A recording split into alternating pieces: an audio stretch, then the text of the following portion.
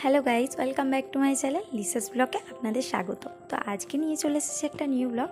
Sorry, তোমাদের সাথে এতদিন ভিডিও শেয়ার করতে পারিনি, কারণ আমি অনেক অসুস্থ ছিলাম, আমার অনেক প্রবলেম ছিল, এই কারণে তোমাদের সাথে শেয়ার করতে পারিনি কোনো ভিডিও। তো আজকে আমি একটা রেসিপি নিয়ে চলে এসেছি, তোমরা পুরো ভিডিওটা দেখতে থাকো। তো আজকে আমি কি বানাতে চলেছি সেটা তোমরা দেখতেই পাচ্ছ, তো পুরো ভিডিওটা দেখতে থাকো।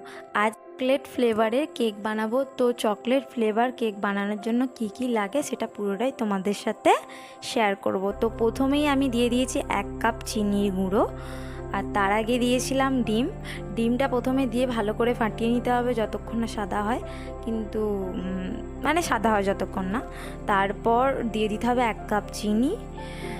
তো তারপর ডোটাকে ভালো করে ফাটিয়ে নিতে হবে।